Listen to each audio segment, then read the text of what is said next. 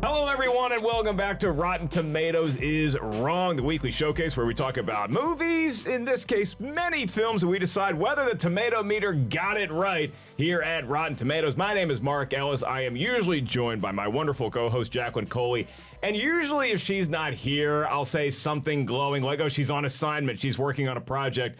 I bet Jacqueline is at home playing video games. And that is so well-deserved because she just came off the award season run where she's covering everything, coast to coast, internationally. We had the Oscars recently, and so Jacqueline Coley, deserving of her respite, play those video games, probably playing The Last of Us, given what everybody's watching on TV right now. So we have some ringers that we brought in to make up for the loss of Miss Coley. First and foremost, my good buddy, comedian, actor, you can catch him weekly on the show Capes and Cows, Mr. Winston Marshall. How are you, bud? I'm good, man. I'm good. It's my first time in the studio. Yeah. This is fun. This is amazing. You got call up to the show. Absolutely. I mean, the whole time I've had the show, my dirty office. Like that, you know what I mean? It's nice to be in like a curated, properly lit, like sounding without the echo and the construction in the background. Just chef's kiss. It was always fun having you in like virtually though, because you almost had the green screen take up your entire shop, but there was always a part where you're like, is that Winston's bed? Is that? Because you have like all these lights set up around your bed. And I'm like, I don't know what Winston's doing behind closed doors, but it seems like he's got a thriving career on various websites. That was the problem, is that like when you live in a studio apartment, like what do you do? Like how do you hide all of that? You kind of can't. So then people are like, oh, and I'm like, no, I swear to God, I was auditioning for Superstore. That's not what this was. I swear on Jesus. You have to embrace the studio. And also making her debut on Rotten Tomatoes is Wrong, in studio or otherwise. It is one of my dear friends, and she has so much going on right now. She's a shining example of hard work paying off. That's actually the name of her short film that she stars and directed and is coming out soon. One shining example. Also in theaters later on in March, we have Malum. It's getting a wide theatrical release, and it stars Miss Clarke Wolfe. Welcome to the show. Thank you so much for having me. I'm so happy to be here. And she did find a way to wedge some horror into this episode where we're talking about Mr. Keanu Reeves, his incredible body of work.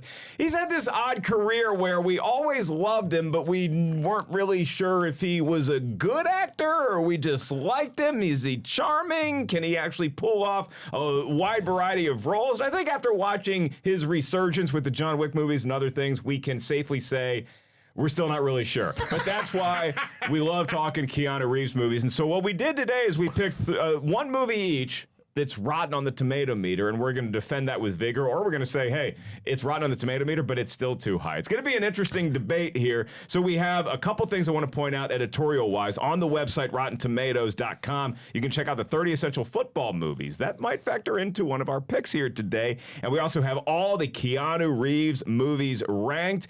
And here is what is nuts about our choices. Our choices are sequential on the list of all the Keanu movies ranked. So starting off with number 41 out of his 57 flicks on the Tomatometer is Clarke Wolfe's pick, Knock Knock. So Winston Marshall, I'm just going to ask you, not Clarke, is Knock Knock on the Tomatometer currently at 37% rotten?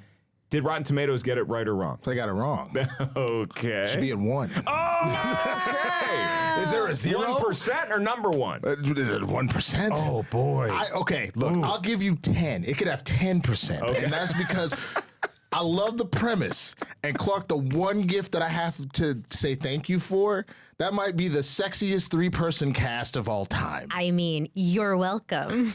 That's exactly where it stops. I didn't know that Ana de Armas had a time in her life where she couldn't act either. Oh, Because all of a sudden I was like, oh, so y'all just live in a fantasy land where none of this makes any logical sense, and you clearly have no idea that you live in a real world scenario whatsoever. Like, I don't have a problem with the idea of like the home invasion and all that, but the acting was so bad. All right, well, be careful because Clarke she's a master of horror as far as filmmaking and just being a fan goes, and so I feel like Clarke might have some pushback as to why the acting was the way it was in that movie, but now we turn it over to Miss Wolfe for Winston's selection, which is the tearjerker from 2001, Hardball, 41% rotten. Clarke, Wolfe, did Rotten Tomatoes get that wrong?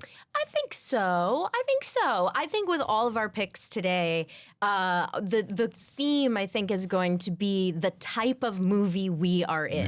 Yes. And I think that there is something to embracing knowing what movie you're in. And so I think with a very tearjerker, sweet, heartfelt story like Hardball, I think that everybody is showing up for that movie. Same with The Replacements. Thank you, which is my movie, and a perfect transition there because The Replacements, everybody definitely knew what movie they were in when The Replacements came out, from Keanu Reeves to Gene Hackman and everyone else. The Replacements, the wonderful football movie, based on a true story, very loosely based on a true story, of the 1987 Washington football team, now known as the Commanders. It's 41% rotten. Winston, despite your affiliation with another team in the NFC East, what do you think about the 41% for The Replacements? Did Rotten Tomatoes get it wrong? Absolutely got it wrong. This should be at like an 80. Oh, thank you.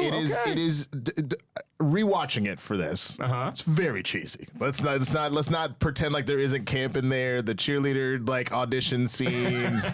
That was a 57, 42. Is that 20 yards? How many yards in here? Like it has all these elements that are.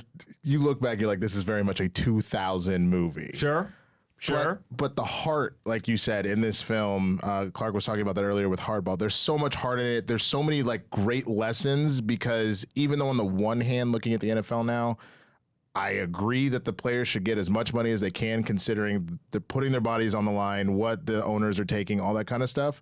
At the same time, it was showing, hey, these regular Joes are out here in these streets and they deserve that recognition as well. They deserve that chance. I just love everything this movie has to give. Yeah, it felt like they were playing for their city, which is our nation's capital. Clarke, Wolfe, 41% rotten for The Replacements. How does that Tomatometer score hit you? I agree with Winston. I think it should be much higher. I think for what this movie is especially, but this cast is so good. Yes. Like they are, now again, we are painting with a broad strokes 2000s brush, so that is your little disclaimer and asterisk. But that said, everybody is very good, and I've lost touch with him, but I was friendly with Orlando Jones for a while, and he to me stood out. So good. He's so good in this movie. He is a star, and he's entertaining, and I love a dance sequence, and I get two of them in this movie. We get a bunch. We get a prison dance sequence, which I don't know has been on screen since Jailhouse Rock. Nothing has made me happier than seeing black people and white people and one Japanese guy come together and so poorly do the electric slide, but every time I'm in there with them, They just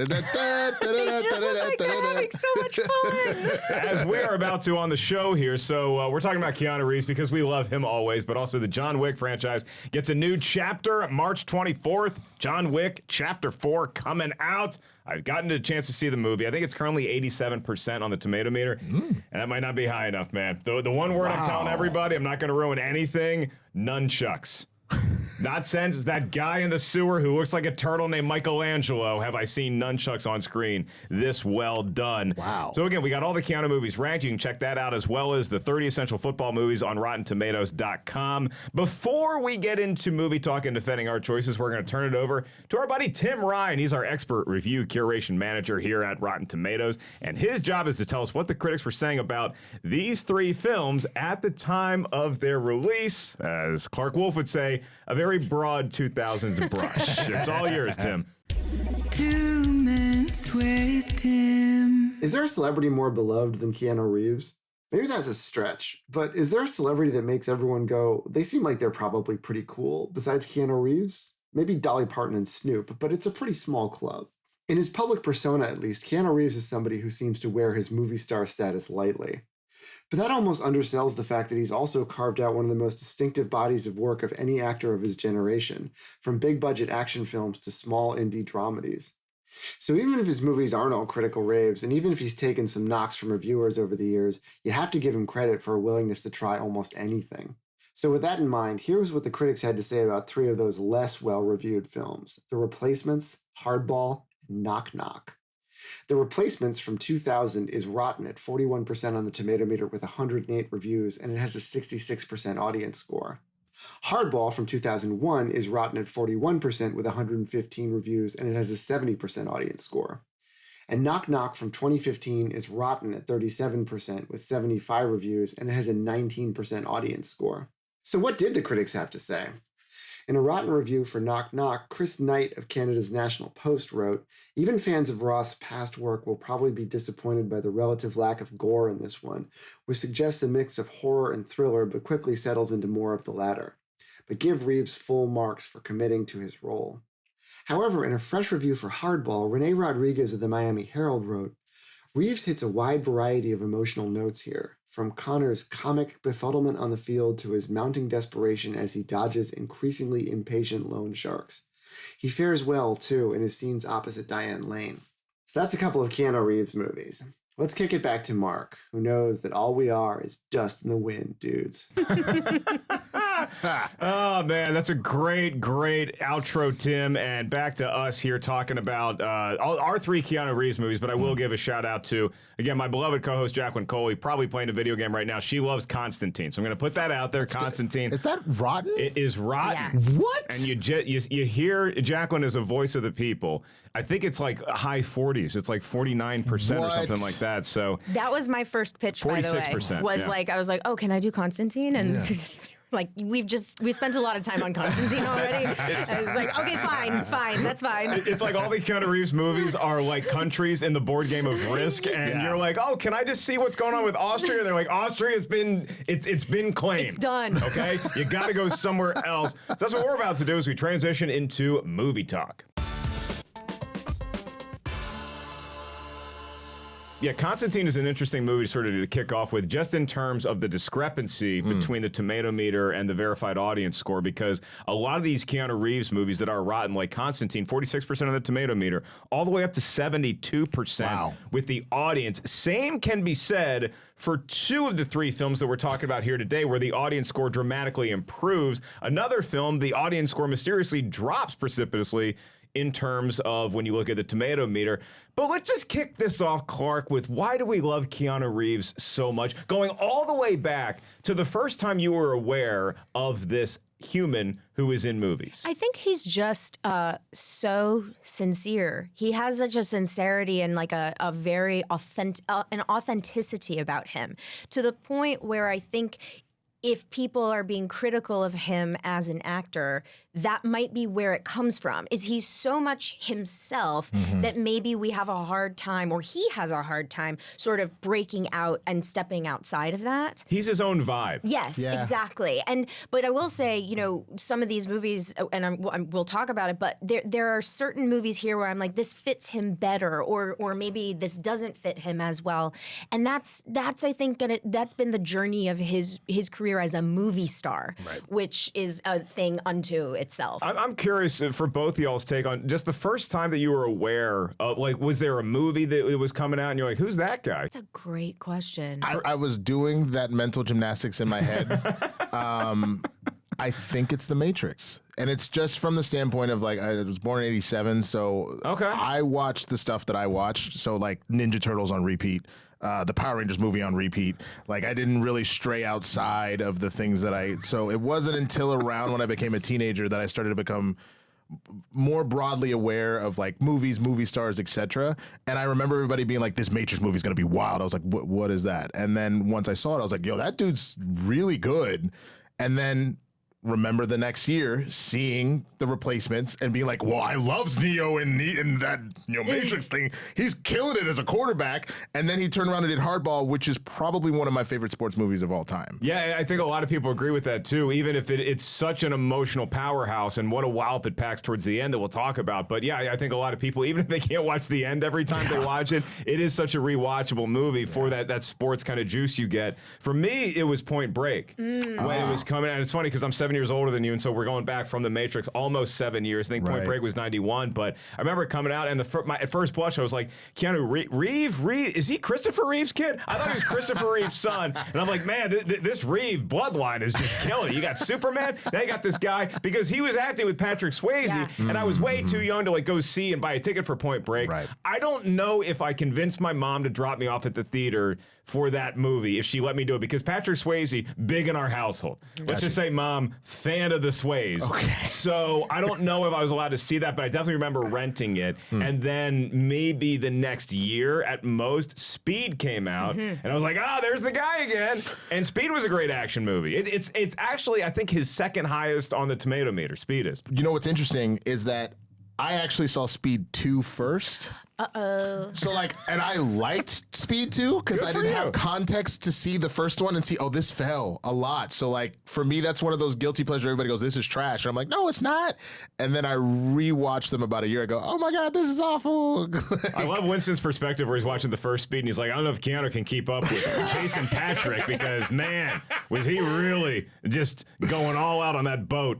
I love that you bring up Point Break though, because I think to the essence of the question of Keanu, I grew up on Bill and Ted, and that's definitely the first time I saw him. Now that I think about it, that's why Clarke. That's why she's the best. Well, she knows my history better than I know my. You're history. You're welcome. But I was thinking about it, and it's like Bill and Ted is like this, dude, bro kind of thing, which is so charming and fits him so well. And then we get into the surfing. And we get into Point Break, I think, and then Keanu is of that age where he's had box office success and he's a heartthrob.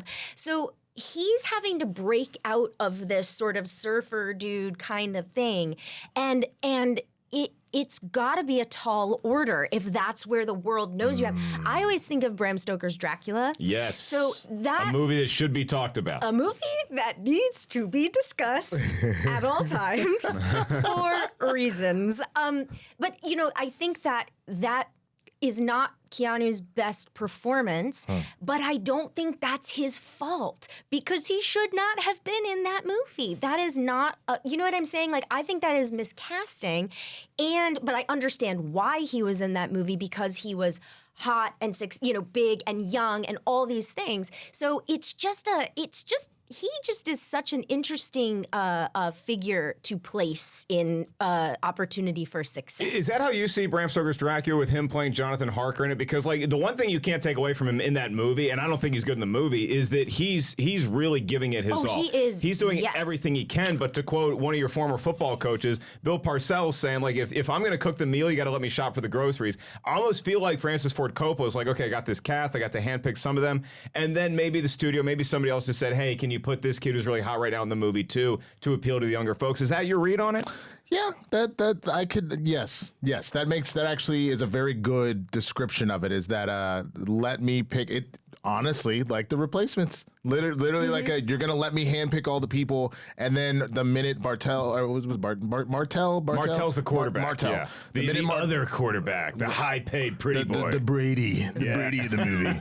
As soon as he crosses the picket line, it's like, no, he's the owner saying, no, he's in. And he's like, no. You told me I could pick my people. I want Falco. And you're like, I don't care. You're putting it. That's kind of what that felt like a little bit. Which is why, one of the many reasons why I love The Replacements so much. And we can kick off this conversation about these three movies chronologically. And The Replacements is first in 2000, followed by Hardball in 2001, then Knock Knock in 2015, I believe. So The Replacements, I remember coming out and my family being very excited about this movie because it is based on Washington, and that's my family's it's in our blood rooting for that football team. And it was a very loose, true story that I'll go over very quickly. 1987, the year that we ended up winning the Super Bowl with Doug Williams as our quarterback and MVP. That season was strike shortened because you had one game that was missed because the players went on strike. And so when they were on the picket line, the owners said, well, this could last, it could last a month. We don't know how long. Let's get replacement players in there instead. So some teams are like, oh, we're getting replacement players. Do we even, how do we find this? But Joe Gibbs, the coach of Washington, is like, I'm going to take advantage of the hand I'm dealt, and I'm going to find the best players. And if we're only playing for 1 week, if we're playing for 3 weeks, we're going to win our games. 3 weeks is how long the replacement players were playing in the NFL. Joe Gibbs' team won all 3 as Washington, including a big Monday night showdown in Dallas against the Cowboys when Cowboy stars like Danny White had crossed the picket line. And we still beat the Cowboys, so it's like this big thing in history. So the movie, very, very many liberties taken with that lore, but you also have Gene Hackman as this coach who's looking to come back. Shane Falco, you talk about Keanu Reeves playing former college quarterbacks like he did in Point Break, gets to do that again as Shane Falco, who's just down and out, living on a boat, very simple life, trying to hold his dreams at bay because it doesn't seem like they're going to come through. Then he gets this opportunity, and we love a movie where a guy gets an opportunity as an underdog and knocks it out of the stadium. I got to ask you a question. Because you just answered it, but I need to just verify that you're not just pulling my leg. You're telling me that they legitimately put amateur football players and still beat the Dallas Cowboys in like real life. Yeah. This is the worst day of my life. Why do you think I invited you on the show? I thought you were a horrible person. I thought because you missed me, but clearly it was just a troll. Not saying I'm a good guy. But I brought your Washington Commanders gear you let me borrow so I could shoot that TikTok. I'm going to burn it now. You're not getting it back. Well, you know what? Whatever makes Dan Snyder just stay up at night. So you do the burning in effigy all you want. Clarke, when you watch The Replacements, what is it about the movie for you that says, wait a minute, the Tomatometer got this wrong? This is a fresh movie. First of all, I think that Keanu is really, speaking of casting, is really well cast in this, in that he's a movie star. But he feels so relatable. And I think that in the character of Shane Falco, it's like this guy who was a star, who had a bad day, and is somebody special, but has been sort of pushed to, out of the spotlight. So I feel like he just inhabits that energy of somebody you can't take your eyes off of. You know that they are someone special, and yet they're living this humble, modest, kind of reserved life. And so it fit him. Like, I will get to Hardball in a second, but I will say his relationship with those kids was so great.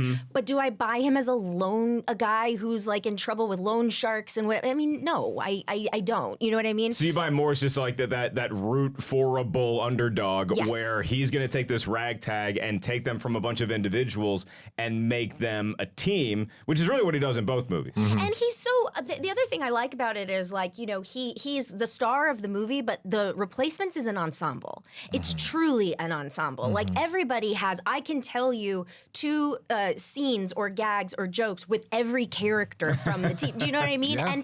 And the other part that really stood out to me about this movie, aside from the cast, which we talked about a little earlier, and them all being stars, is Gene Hackman. Gene Hackman is one of those actors who I've always appreciated. He does not phone things in. Never. No, he doesn't. It doesn't matter if something is quote unquote beneath him or whatever you might say. Like I looked at some of the negative reviews of The Replacements, and it was like, what's Gene Hackman doing here? Whatever.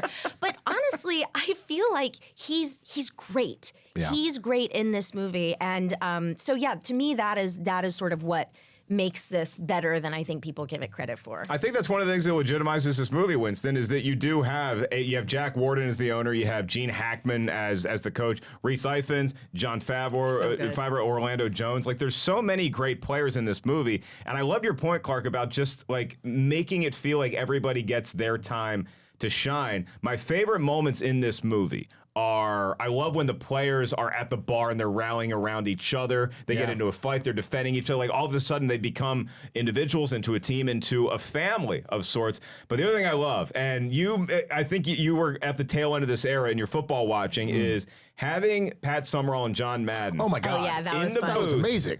During games is great, but having them be the inner monologue of Shane Falco during that kiss scene at the bar where so it's good. like, that is how, I don't know if every guy does this. I certainly do. To this day, I have announcers in my head. They usually sound like either Al Michaels or Pat Summerall and John Madden commenting on everything I'm doing in my life. So if you think I don't have 2 guys in the booth when I'm on a date, you are sadly mistaken. It's Bill Simmons, the bang, bang. I did it. Like it's one of From way those. downtown, bang. But I that is the thing I think that's so amazing for me is like again Orlando Jones Faison Love like for me it's just like a black youth like for comedy and like where my mind is going like the whole like oh this your car pop, pop, pop, pop, pop. Or like yeah you know how Clifford Franklin does baby girl you know what I mean I be out here in these streets girl and then like getting thrown out by Jon Favreau. But then even having those really heartwarming moments of, I can't remember the character's name, but where he has his knee injury in college. And he's like, all I want is one touchdown. If I get one touchdown before I get out of here, then I consider this a success. Right. And I think for all of us that have really like sought after a dream one way or the other, you've had your highs, you've had your lows. You just hope for that one moment that you can get to that one goal you really want. And so having those little moments in there is what's so... I think what brings people back to this movie. That's so interesting you say that because you can watch any sports movie get inspired. Like The Natural is a touchstone film for a lot of people, but you got to remember Roy Hobbs, guy had a lot of talent. He was hitting dingers. I mean, he had that special bat, but also he was just talented. Then he got sidetracked. So he's a guy who you knew could do stuff like that and have that Kirk Gibson moment. But with these guys, it's like this is the closest I've ever felt to being on an NFL field. Is I'm like, well, these guys could do it. I got it. There's got to be a role for me somewhere, which is also a nice entry point as we get into Hardball here because that's the next movie sequentially. And you talk about a film where any sports movie is going to get me somewhat emotional. Hardball does the impossible for Mark Ellis's Cold Dead Grinch heart. It makes me root for kids, and it makes me so... I don't even want to get to the heartbreak yet, but it makes me root for kids, Winston. We're talking about The Last of Us right before we went to air, and like, did Joel make the right decision with that? And I'm like, look, I don't know kids, so I think that's an indefensible decision, but you...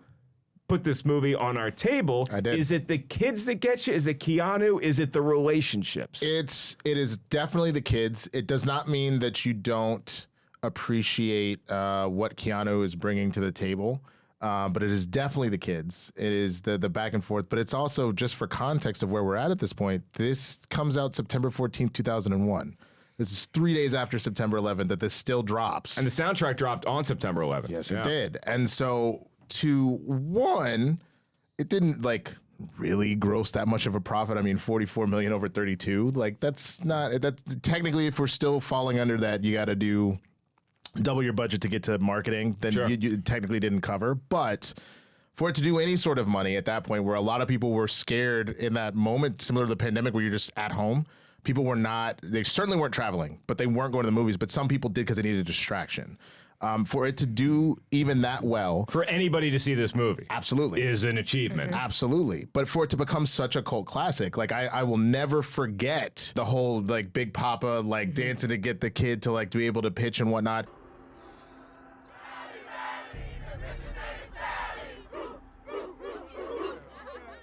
I didn't realize it was Michael B. Jordan in this movie until Right. years later. He plays Jamal, yeah. Yes, he does. And so even to that, I'm like, oh my goodness, like, you know, he's been out here doing it for a minute. And in my mind, I'm thinking, oh, The Wire was the first thing he did. And it's not. It was this, or one of the first things he did. I know a lot of people in the black community are tired of like white savior movies and this idea of like, I'm going to come in the hood and I'm going to fix you and blah, blah, blah, blah, blah. But there is something about this one in particular. And you see this with the kids, where first like, who is this corny white man? He's like, whatever. And you see Kofi is running his mouth nonstop, and he's like, man, you trash, dog. And why you so fat? And why are you this or whatever? And so Keanu Connor hits a ball right at him. He goes, hey, why'd you duck? You scared? And they were like, oh, okay, coach got something here. And that was what Keanu was able to do. It's that Michelle Pfeiffer Dangerous Minds moments where it's like, do you guys really want to push me? Do you know where I come from? Watch this. Yeah. And yeah, I mean, Keanu Reeves, he's mixed race, but he can certainly pass as a white guy like me. Absolutely. When you look at this movie, and I'll give credit for this, and actually one of my favorite reviewers, she's killing me right now, Claudia Pugh from USA Today, she said Hardball has more going for it than The Dismal Replacements, which came out the year before. I did see that comparison, and I was like, okay. I want you on the show, Claudia. You're my favorite movie reviewer, but you're just twisting that knife.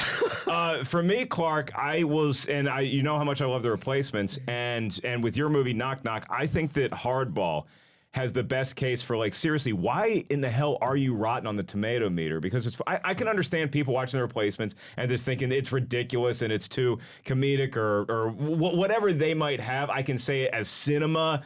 I understand some of your gripes. With Hardball, I'm sort of dumbfounded. The only thing I can think of is like it just made critics so sad at the end because we lose somebody that we didn't expect to, and that's why they graded it lower.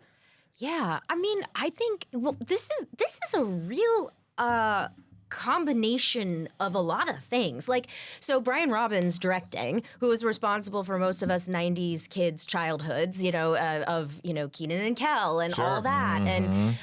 And so this movie, here's what I would say. This movie doesn't fit neatly into a heartwarming white savior movie.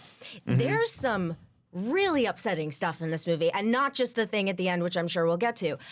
Watching these kids get beat up sucks. Like, I didn't care for it. You know what? I'm gonna go on record as saying I did not enjoy watching these children be beat up. That was not great for me. It always hurts my feelings, and that's one of the reasons why I hate that I'm rooting for kids in a movie. But it's like seeing kids get bullied, I cannot stand it. And I think that maybe some of this might have been too real. Like, do you know what I'm saying? Like this doesn't fit neatly into what we've come to expect from these movies, especially sports movies. Sure. And so maybe it was a little like, I don't know what they were thinking, but maybe they're you're just tugging on that udder of emotion a little too much. Maybe you're overdoing it, but even that, it just feels like, it does feel like a more realistic sports movie as a result. Agreed. So I certainly don't share that criticism, but in terms of why did critics not rally around this, maybe that's a solution. I don't know. It's funny because I was looking at some of these right now, and one of the ones that I can sort of agree with from Eric Childress, who was saying that they kind of pulled the punches a little bit because it was PG-13. And I sort of agree. There are moments, obviously, that I think you still hit on. So Jefferson getting jumped for his bag, the sitting on the floor, for gunshots, and then obviously the very sad ending. But yeah, you kind of only touch on it a little bit. I understand that Keanu is the main character here, but I always found myself way more interested as to what's going on in these children's lives. Totally. So whenever we went to his bookie situation, I'm like, okay, and like we saw Emilio do this already, with the Mighty Ducks. I don't care. It's like we now that we met the team, we don't care about the coach's individual problems as much. I don't care about his DUI. I don't care about his gay. But let's just get back to the diamond. Yes, absolutely. And so that is the one thing that I will say is I do genuinely wish I would have. One of my other favorite sports movies, Coach Carter, with Samuel L. Jackson. Also directed by Brian Robbins. Really? Yeah. He also did that. No, see, you need more confidence. It's all in there. Yeah, you just didn't realize it. Yeah. He also directed Good Burger for. He did. I did know that. Yeah. But the fact that we have moments that when I cannot remember the actor's name, but he is on Law and Order Organized Crime right now. He plays the Latino high schooler that like quits the team, and then kind of his cousin gets murdered, and then he just begs to come back. Right. It's the idea that we actually followed when he left the team and what that meant. We saw Jamal for half a second, and we was like, Jamal, and he's like, and just puts his head down. I would have liked to have seen a situation where maybe Jamal was forced to shoot along with them, and maybe he's the reason that G-Baby unfortunately passes, or maybe he ends up like catching a case of some sort. Not because I want to see bad things happen, but if we're really going to go there, if we're really going to touch it, do it. I will say when G-Baby is killed, I will say for me, it felt like it kind of came out of nowhere because we weren't following that story closely enough, right? It felt like two movies kind of being put into one, and so maybe, and it shocked me. I mean, I feel like I had seen The Replacements on TV growing up, and maybe I had seen a scene or two of Hardball on TV, but I did not remember this ending if I had. And so, but I was like, we keep like dipping our toe into the real lives of these kids, and then when this very extreme outcome happens, I was like, whoa, okay. It was very sad. And the veneer of Hardball, and I think this is why it throws people for a loop, even like when I'm rewatching it, it's for very different reasons. It's like another sports movie, Tin Cup, where nobody's dying at the end of Tin Cup, but you just watch Kevin Costner's character, Roy McAvoy, he just keeps dropping a ball and trying to hit it over the water, and you're like, dude, you're blowing your shot at winning the U.S. Open. I can't watch that scene. So I love Tin Cup up to that moment, then I just go walk the dog. Same thing with Hardball, but Hardball had that veneer of Bad News Bears, of The Sandlot, of like these baseball movies that we just love, and oh, that coach isn't mismatched with these players. How is this all going to work? And then there are some genuine comedic, wacky moments, and it's funny, but then there's also just like, we were not expecting. The Sandlot and Bad News Bears did not train us for the drama in this movie, Winston. You know what this feels like? Because I had mentioned the Mighty Ducks earlier. This feels like if the Mighty Ducks is the Fresh Prince of Bel-Air, Hardball is Bel-Air. Nah, I'm gonna show you what's really going on. Like the gritty reboot of like what this rich dude comes in, or in this case, not that rich, but just like he's in his own little white world and he's coming down into it. And this movie will always have a special place in my heart, especially because we also got the rap supergroup, the Lil Rascals, that consisted of Lil Wayne, Lil Zane, Lil Bow Wow at the time, and oh my God, and Lil Sammy. There you go. That track I had on repeat. I remember that was one of the first songs.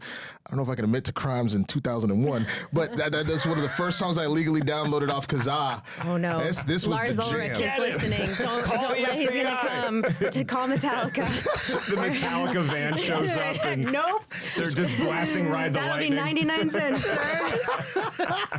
It's like, it's not even your band, Lars. Relax. Nope, my it's goodness. the principle of the thing. It's the principle. Piracy is not a victimless crime. It's yes. it's all coming out now. Everybody just airing their dirty laundry here on Rotten Tomatoes is wrong. As we transition into Clarke's movie Knock Knock, which is the most recent of the films. It also has the distinct pleasure of being the lowest rated on the Tomatometer of the four, because Replacement's 41%, as is Hardball. Knock Knock a little lower, 37%. My opening question to you, Clarke, is I know you love horror movies, and you're one of these people that can vacillate between your fun jump scare horror movies, your slashers where we're cracking jokes, and your elevated horror, so to speak.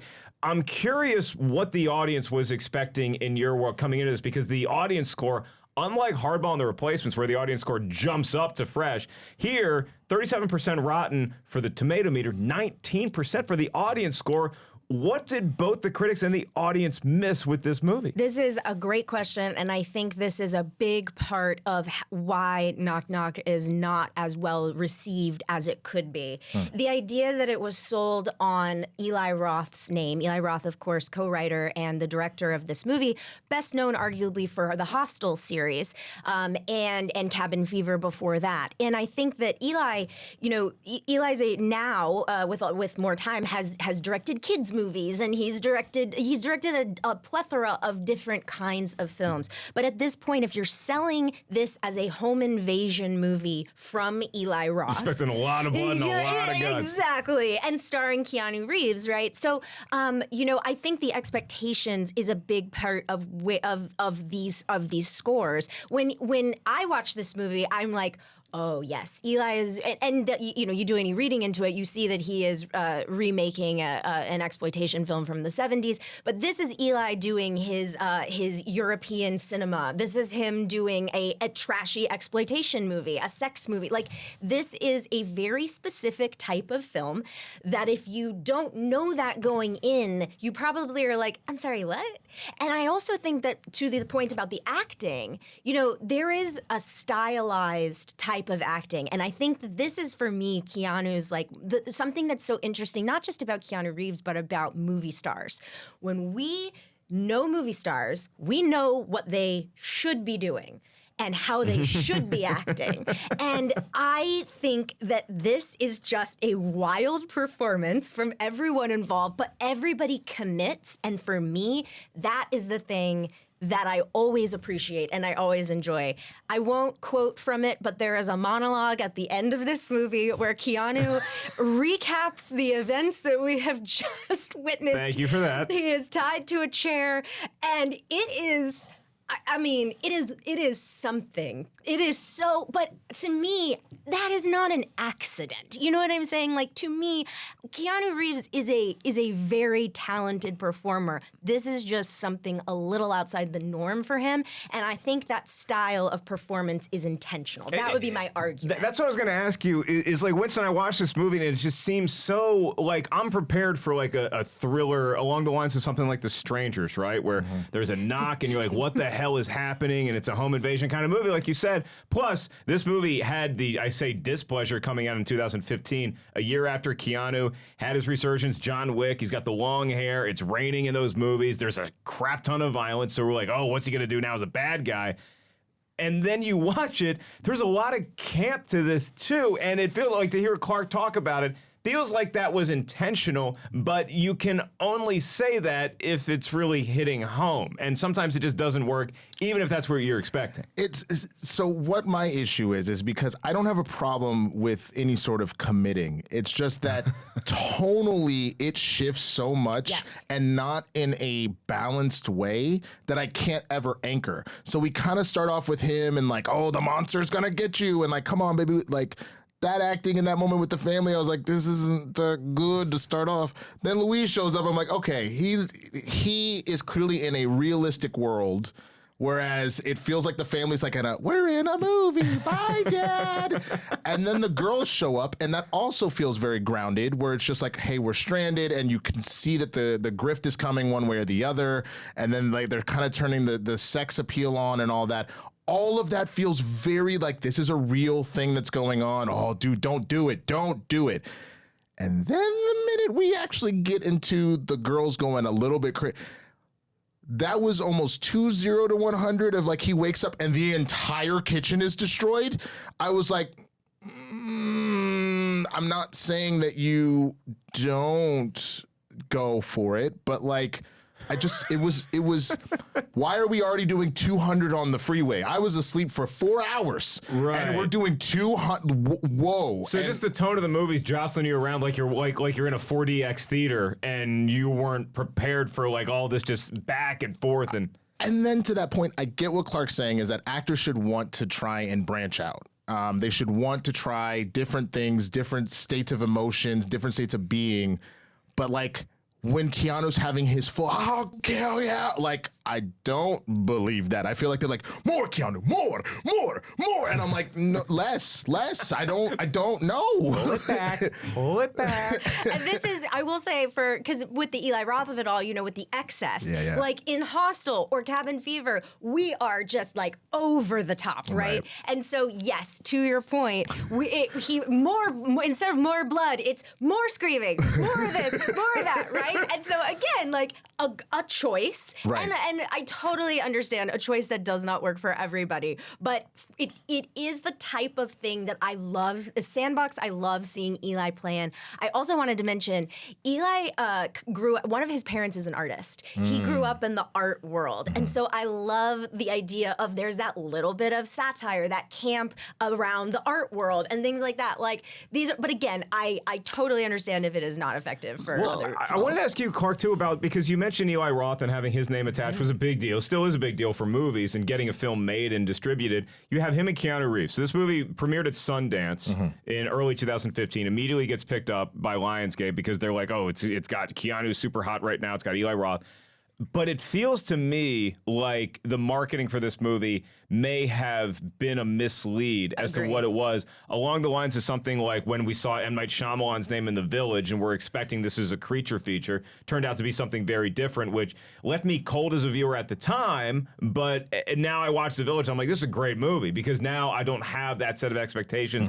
It Comes at Night, another horror movie where it's like, feels like it's setting you up for one thing and ended up being something else. So it's an increasingly crowded space with how many films are made, so you feel like you have to stand out. If you're Lionsgate, you're like, okay, we just bought this thing, we got to make it stand out, we got to make a trailer that's going to sell this movie, put butts in seats. It ended up costing, I think, $2.5 million, and the worldwide gross was like $5.5 million. But is that part of, I guess, your argument where it's like this movie was not marketed, so we already had a different set of expectations in our head than what we should have had, given what the movie actually wanted to be? I would agree with that. I would also say this is the first time I saw Ana de Armas, and I know you did not care for the performance.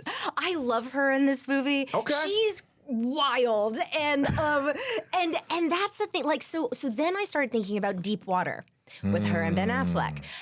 This is I believe that's Adrian Lyne, so it's this like real throwback erotic thriller in the vein of like Basic Instinct and Fatal Attraction or whatever. So it's different, and I would argue Deepwater didn't actually go there far enough. But that was another one where I was looking at the acting. Like Ben Affleck is so wild. It's just these performances. If you transport them back to 1992, you're like, oh, this would be a different story. But I bring it up because I think that if this movie came out now, maybe, and we were having the conversation of like, this is very much in the vein of your, exploitation, and it is a sex movie, and it's, oh my gosh, y'all, Ana de Armas, it just, daddy, and then I thought she did well with that. And then Yes. in Blonde, though, she's just nominated for an Oscar, Right. and she's calling everybody daddy again, and I'm like, oh my God.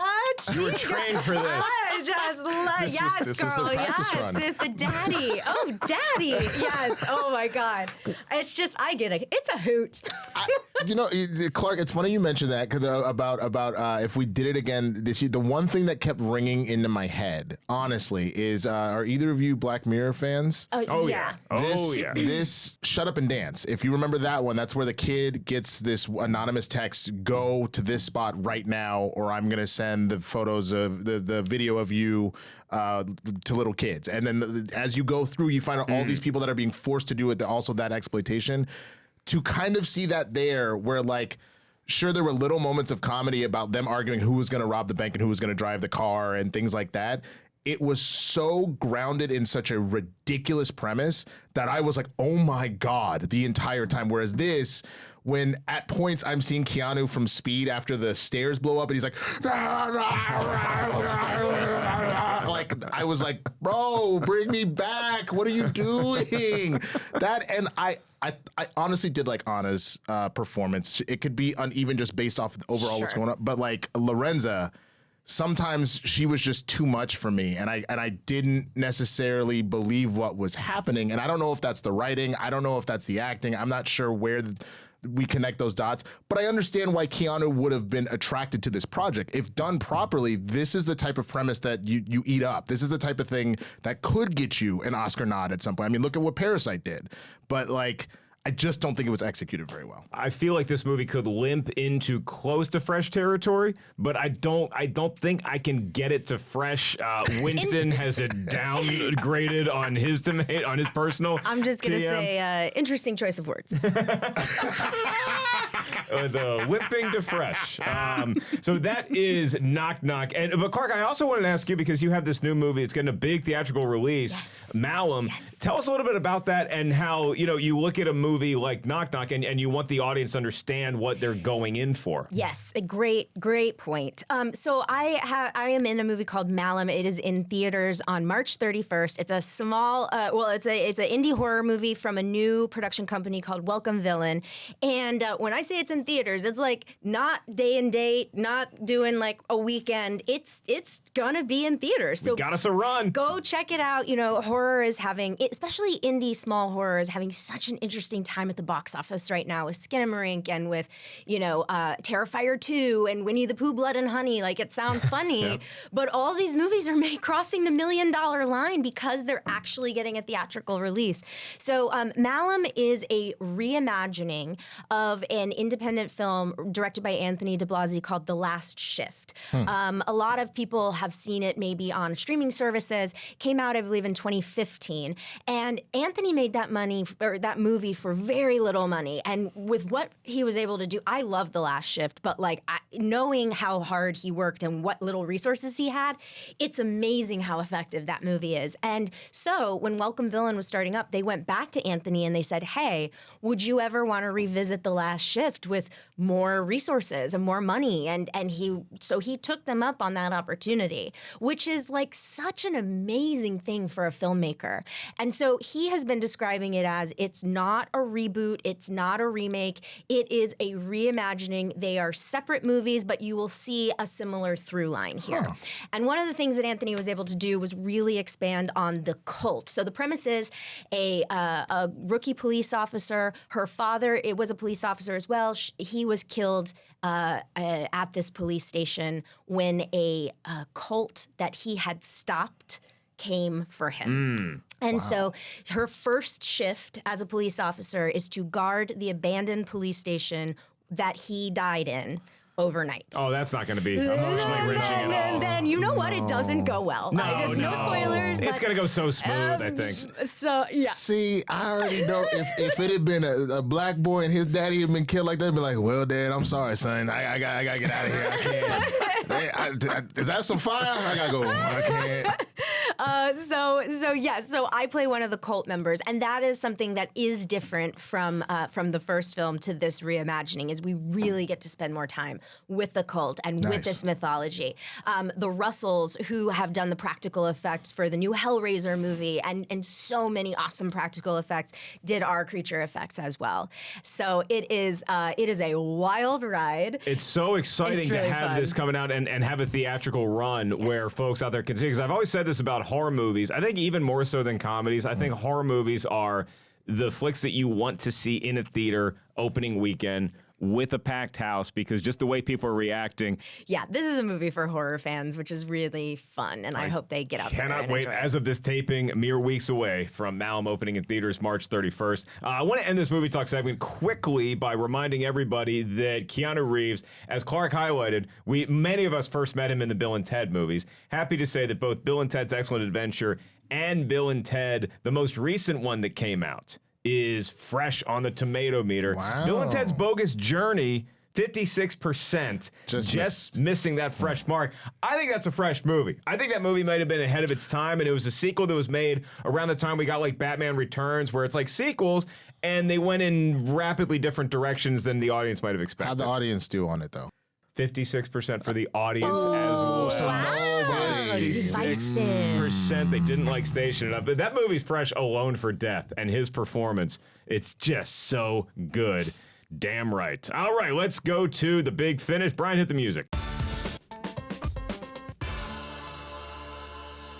God, it's fun talking about Keanu Reeves. You know, his career to me seemed to mirror in some ways Matthew McConaughey, because we knew him as this vibe more than like an actor. But McConaughey had A Time to Kill come out after we kind of met him in Days Confused, and he was great in A Time to Kill, so I think we gave him more credibility as like an actor and A-lister. But then he ran and did a bunch of rom-coms and had to sort of have his own McConaissance. We had the Keanu-sance, because I think that people just didn't give him the credit he deserved, even though he'd done movies like The Matrix and Speed and stuff like that. So we're bathing in it right now. John Wick 4 coming in theaters in a matter of weeks as well, and I've seen it. It's definitely worth your time in a movie theater. Thank you so much to my special guest joining us today, Winston A. Marshall. Where can all the fans out there find you and your love for the Dallas Cowboys, who, checks notes, did lose on Monday Night Football in 1987 to replacement You're players. just gonna keep doing this, Fielded aren't by you? Washington. Why do I keep coming on the show? You can find me at the Swaggy Blurred. I am doing all the things across all the platforms, man. So YouTube, TikTok, Twitter. If you want to see me, you know, people trying to come for the Queen Angela Bassett. I'm not here for it. I'm not. But all across that stuff, I got a lot of comedy stuff going on there, a lot of sketches and whatnot, but and then also some great review shows. And I'm also, as Mark mentioned, on Capes and Cows with Christian Harloff over on his channel as well. So come check all that out. Come say what's up. Got some fun stuff coming up in the next couple of weeks that I'm very excited. I don't want to ruin any surprises, though. There you go. So you could kind of say, like Capes and Cows speak, you could say The Sandlot is like Batman and Robin, and then Hardball is like The Batman with Robert Pattinson, where it's like the same kind of sport, but very, very different vibes. Very different. Very different vibes. Clarke, Wolfe, thank you so much for joining us. It's my fault that we took so long to have you on the show, but I'm glad we timed it well, because you got the short, A Shining Example coming out, and then Malum in theaters March 31st. Indeed, you are correct. And can I just say, we just did this entire show. I just noticed that camera, my camera. Wait, bruh, for real? Definitely. only just noticed that camera. She just got out of a cult, everybody. Give her a break. She's still reacclimating to normal society. Anyway, thank you for having me. This was very fun. Yes, Malum is in theaters on March 31st, and you can find me on Instagram and Twitter at Clarke Wolfe. Clarke with an E, Wolfe with an E. All right, I guess this was the dress rehearsal. So now everybody knows where the cameras are. We're going to knock this whole episode out again. I am merely Mark Ellis. For upcoming stand-up dates, you can go to markellis.live. For the whole gang here at Rotten Tomatoes and my beloved co-host Jacqueline Coley, I am merely Mark Ellis saying, chicks dig scars.